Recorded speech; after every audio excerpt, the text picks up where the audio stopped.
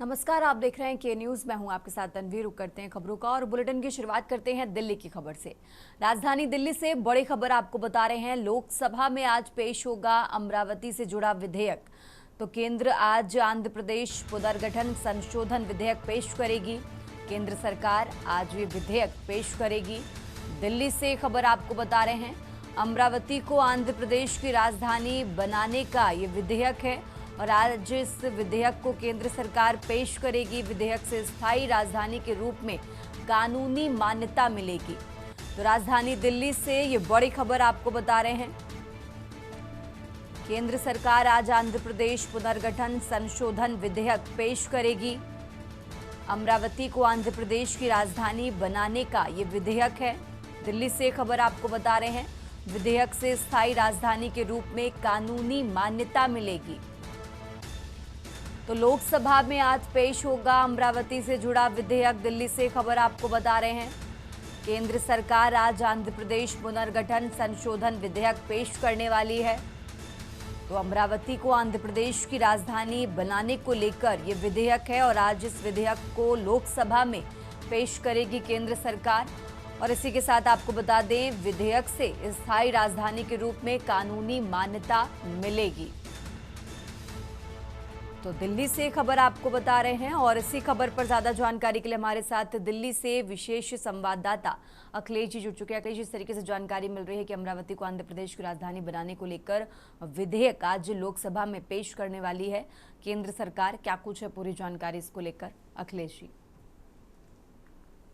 देखिए, आंध्र प्रदेश में चंद्रबाबू नायडू की सरकार है और चंद्रबाबू नायडू भारत सरकार में एनडीए के गठबंधन दल का हिस्सा है और उनके मंत्री राम मोहन राव भी और मंत्री भी हैं। तो लगातार गठबंधन के तहत आंध्र प्रदेश सरकार का भारत सरकार यानी मोदी सरकार के साथ ये शर्त थी कि हम आपको समर्थन देंगे और हमारे प्रदेश की जो लंबे समय से मांग है, वो खासकर चंद्रबाबू नायडू की तरफ से लंबी मांग चली आ रही पिछली सरकारों से, वो करते रहे कि अमरावती को आंध्र प्रदेश की एक स्थायी राजधानी का दर्जा दिया जाए।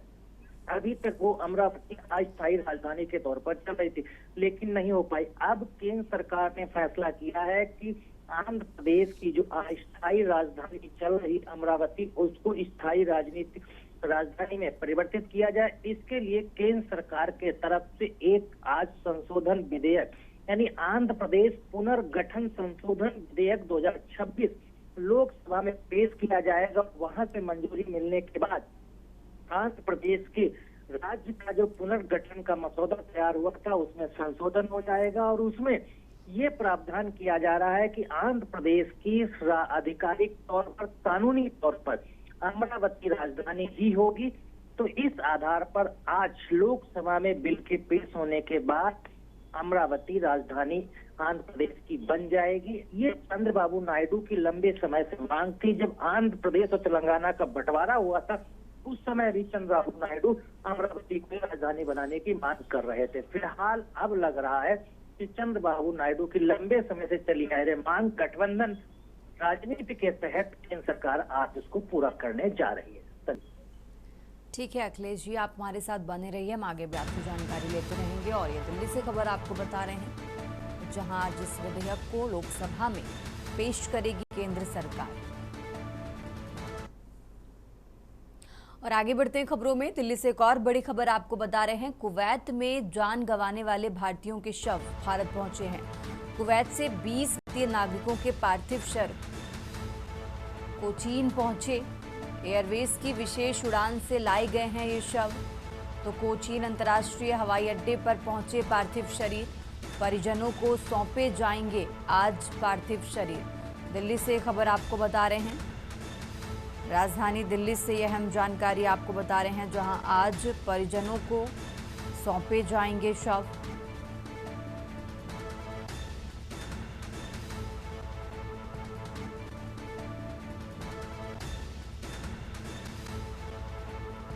और इसी खबर पर ज्यादा जानकारी के लिए हमारे साथ अखिलेश जी लगातार जुड़े हुए हैं। अखिलेश जी, इस तरीके से जानकारी मिल रही है कि कुवैत में जान गंवाने वाले भारतीयों के शव भारत पहुंचे हैं और आज इन शवों को उनके परिजनों को सौंपा जाएगा। क्या कुछ है इसको लेकर अपडेट आपके पास, अखिलेश जी? देखिए, जो भारतीय नागरिकों की मौत की। एक सभी भारतीय नागरिक कुवैत में काम करने के लिए गए थे, वहां पर काम के दौरान इन सभी की मृत्यु हुई थी। उसके बाद भारत सरकार ने दखल करके कुवैत दूतावास से बात करके सभी के पार्थिव शरीर को भारत लाने के लिए कहा गया था। इसके बाद भारत सरकार के तरफ से जो कदम उठाए गए थे, उसके बाद कुवैत की तरफ से विशेष विमान में सभी कर्मियों की, जिन भारतीयों की 20 की मौत हुई थी, उनके पार्थिव शरीर को एक विशेष विमान से कोचीन भेजा गया। आज कोचीन के अंतर्राष्ट्रीय हवाई अड्डे देर रात उतरे थे। आज उनको परिवार को सौंप दिया जाएगा। सबसे बड़ी बात इसमें ये है कि पार्थिव शरीर को भारतीय परिवारों को मिलना उनके लिए ये अहम है। जो उनकी परिवारों की तरफ से मांग की जा रही थी कि उनके बच्चों की जाने गई हैं, उनको उन्हें सौंप दिया जाए। फिलहाल इसमें कहा जा सकता है कि पार्थिव शरीरों को कोचीन पहुंचना, उनके परिवारों को दिया जाना और सरकार के तरफ से आर्थिक मदद, सहानुभूति के तक का जो ऐलान किया गया है, उससे भी एक परिवार को राहत मिलती दिख रही। फिलहाल भारत सरकार के तरफ से इनको क्या मदद की जाएगी, इस पर सबकी नजर बनी रहेगी। ठीक है अखिलेश जी, आप हमारे साथ बने रहिए, हम आगे भी आपसे अपडेट लेते रहेंगे। और ये दिल्ली से खबर आपको बता रहे हैं, जहां आज परिजनों को सौंपे जाएंगे पार्थिव शरीर।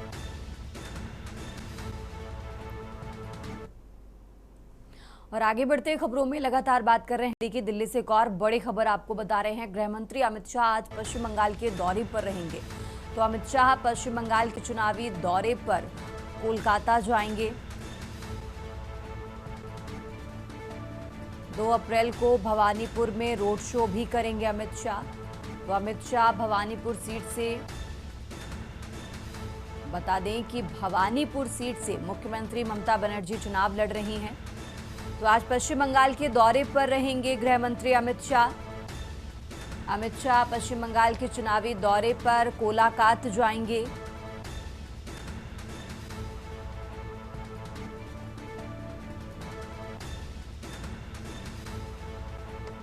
तो आज पश्चिम बंगाल के दौरे पर हैं गृह मंत्री अमित शाह। दिल्ली से खबर आपको बता रहे हैं।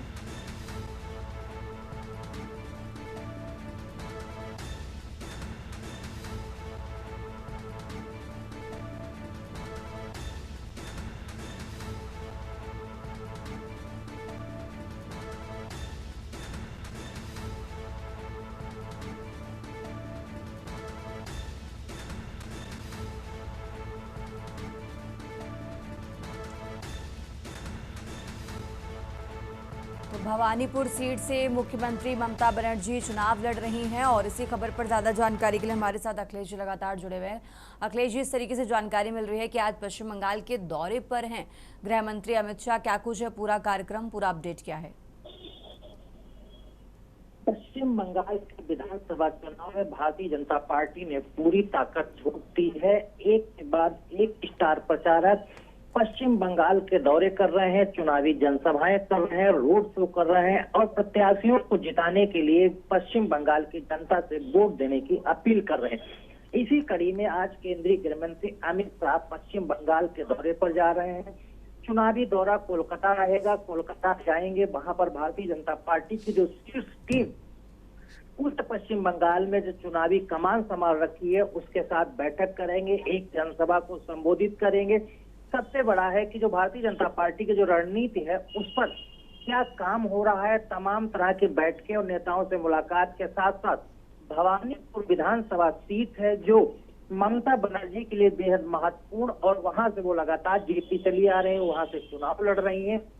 उस पर भारतीय जनता पार्टी की तरफ से एक बड़ा रोड शो रखा गया है, जो केंद्रीय गृह मंत्री अमित शाह इस रोड शो करेंगे। भारतीय जनता पार्टी के जो प्रत्याशियों को जिताने के लिए केंद्रीय गृह मंत्री का रोड शो होगा, उस दौरान देखना होगा कि ममता बनर्जी के गढ़ में केंद्रीय गृह मंत्री अमित शाह का उतरना और उनके द्वारा वहां पर एक विशाल जनसमूह की अपेक्षा के साथ कितनी भीड़ आती है एक रोड शो को करना, और वहां पर जो बातें कही जाएंगी उसमें ये देखना होगा कि भवानीपुर सीट जिसके ममता बनर्जी के बेहद गढ़ मजबूत माना जाता है, क्या वहां पर भारतीय जनता पार्टी का जो रोड शो होता है उसमें कितनी भीड़ जुटती है और अमित शाह को सुनने और देखने के लिए कितने लोग वहां पर आते हैं।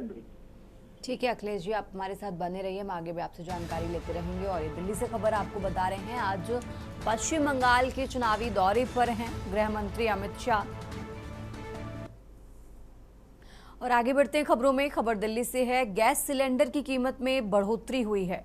19 किलो के कमर्शियल गैस सिलेंडर की कीमत बढ़ी है। दिल्ली से खबर आपको बता रहे हैं, जहां दिल्ली में 19 किलो के सिलेंडर पर करीब 195 रुपए बढ़ा दिए गए हैं। कोलकाता में कमर्शियल सिलेंडर की कीमत में 218 रुपए की वृद्धि हुई है। तो आज से देश भर में प्रभावी रूप से ये लागू होंगी दरें। दिल्ली से खबर आपको बता रहे हैं, राजधानी दिल्ली से यह अहम जानकारी आपको बता रहे हैं, जहां आज से देश भर में प्रभावी रूप से ये दरें लागू होंगी। कोलकाता में कमर्शियल सिलेंडर कीमत में 18 रुपए की वृद्धि हुई है। आज से देश भर में प्रभावी रूप से ये दरें लागू होंगी। दिल्ली में 119 किलो वाले सिलेंडर पर 195 रुपए बढ़ा दिए गए हैं। गैस सिलेंडर की कीमत में बढ़ोतरी हुई है। और ज़्यादा जानकारी के लिए हमारे साथ अखिलेश जी लगातार जुड़े हुए हैं। अखिलेश जी, इस तरीके से जानकारी मिल रही है, देखिए हर महीने की पहली तारीख में बड़े बदलाव होते हैं और इसी के तहत गैस सिलेंडर की कीमतों में भी बढ़ोतरी की गई है, क्या कुछ जानकारी? देखिए तनवीर, जो पश्चिम एशिया में तनाव चल रहा है, अमेरिका, इजराइल, ईरान के बीच युद्ध जारी है, उसका मिडिल ईस्ट में खासा प्रभाव दिख रहा है और खासकर एनर्जी के क्षेत्र में बड़ा बदलाव नजर आता है। इसी का असर कहा जा सकता है कि भारत में भी आज से एलपीजी गैस सिलेंडर के रेटों को बढ़ा दिया गया है। जो दाम बढ़े हैं वो आज 1 अप्रैल से लागू हो गए हैं। इस दाम के हिसाब से देखा जाए तो कमर्शियल सिलेंडर पर रेट बढ़ने से तमाम जो खान पान की चीजें हैं वो महंगी हो जाएंगी और जो सामान रेडीमेड बने हुए मिलते हैं वो खरीदने में ज्यादा रेट जनता को देना पड़ेगा। इसके सीधा कहा जा सकता है, भले ही सरकार के तरफ से घरेलू गैस सिलेंडर यानी एलपीजी गैस का ना बढ़ाया गया हो इस बार, लेकिन कमर्शियल सिलेंडर रेट जिस तरह बढ़ाया गया है उसका सीधा प्रभाव न कहा जाए तो दूसरी तरफ से आम जनता पर प्रभाव पड़ेगा। दिल्ली के क्षेत्र का अगर देखा जाए करीब 195 रुपए 50 पैसे अधिक रेट से आज से सिलेंडर मिलेगा। वहीं अगर कोलकाता क्षेत्र देखा जाए तो 218 रुपए अधिक पैसे चुकाने के बाद आज कमर्शियल गैस सिलेंडर मिल पाएगा। इसी तरह से देश के अन्य शहरों में भी लगभग इसी रेंज में 200 रुपए के आसपास रेट घटे हैं, रेट बढ़े हैं और इन रेटों के साथ जो आज सिलेंडर मिलेगा उसका महंगाई की मार कहा जा सकता है कि आम आदमी पर पड़ना तय है। ठीक है अखिलेश जी, बहुत बहुत शुक्रिया आपका तमाम जानकारी के लिए।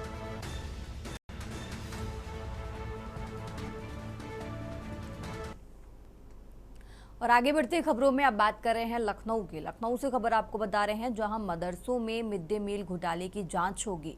उत्तर प्रदेश के सभी 558 राज्यानुदानित मदरसों में जांच होगी। शासन ने डीएम को पत्र भेजकर जांच के आदेश दिए हैं। बलरामपुर के 3 मदरसों में 8 करोड़ का खेल हुआ। घोटाला सामने आने के बाद कार्रवाई तेज हुई है।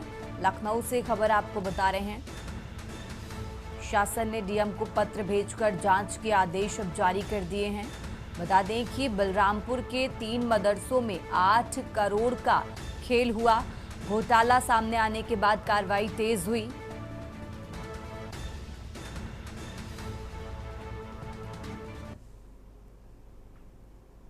और आगे बढ़ते खबरों में अब खबर औरैया से है, जहां पहली मंजिल की खिड़की से लटकी महिला, करीब आधे घंटे तक खिड़की पर लटकी रही महिला। पति पत्नी के विवाद में महिला का हाई वोल्टेज ड्रामा सामने आया है। गुस्साई महिला को देख मोहल्ले में हड़कंप मचा। स्थानीय लोगों ने समझाकर महिला को नीचे उतरवाया। तो कुछ समय पहले ही महिला की शादी हुई थी। हंगामे के बाद मकान मालिक ने मकान खाली कराया।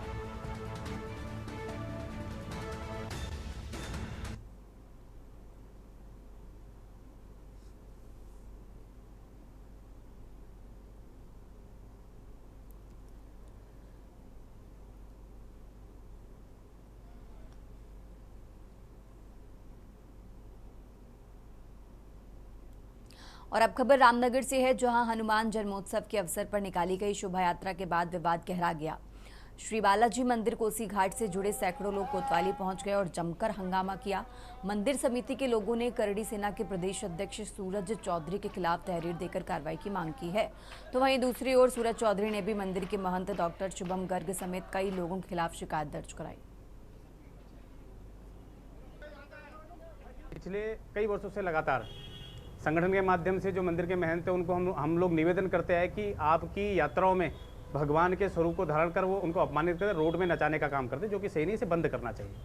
कई बार उनको कहा, लेकिन इस बार हमारे की जानकारी में करके ऐसा कोई भगवान का कोई भी स्वरूप का ऐसा धारण करके रोड पर नचाने का नहीं है। लेकिन हम भी, क्योंकि जो क्षेत्र भर में हर्षोल्लास का रहता है और हनुमान जी का जन्मोत्सव होता है, उसमें संगठन भी सहयोग करता है, हम लोग भी सुरक्षा की दृष्टि से उसको सहयोग करने के लिए वहाँ पे। लेकिन जब हमने रानीखेत रोड पे देखा कि नंदी महाराज के साथ में गौरा मैया और शिवजी महाराज, ये दोनों को उस पर नंदी में बैठा करके पूरे शहर में भ्रमण कराने के लिए तैयारी चल रही थी, हमने इसका विरोध किया। देखिए, मैं सबसे पहले आप सबको बता दूं, मैंने कोई कंडीशन आकर ये नहीं किया है। मेरा किसी संगठन से कोई विरोध नहीं है। मेरा उस संगठन के उन लोगों से विरोध है जो उसकी आड़ में अपना उल्लू सीधा कर रहे हैं, लोगों के पैसे खा रहे हैं या उनको ब्लैकमेल कर रहे हैं। मेरा कंडीशन से कोई मतलब नहीं है। मेरा मतलब है सूरज चौधरी से, जिसने वहाँ पे बदतमीजी करी और जिसको पुलिस ने समय पहले ही बुला के उसने उनको पैसे दिए, क्या दिए मुझे नहीं पता, उसको पनाह दे रखी है। अगर अभी बात नहीं होती है तो हम लोग एसएसपी को कॉल कर रहे हैं, यहाँ से डीजीआई को कॉल करेंगे और हम यहाँ से नहीं उठेंगे।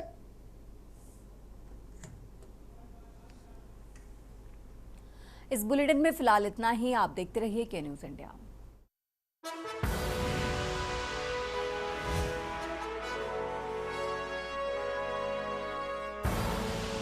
आप देख रहे हैं के न्यूज़, खबरों का सारथी।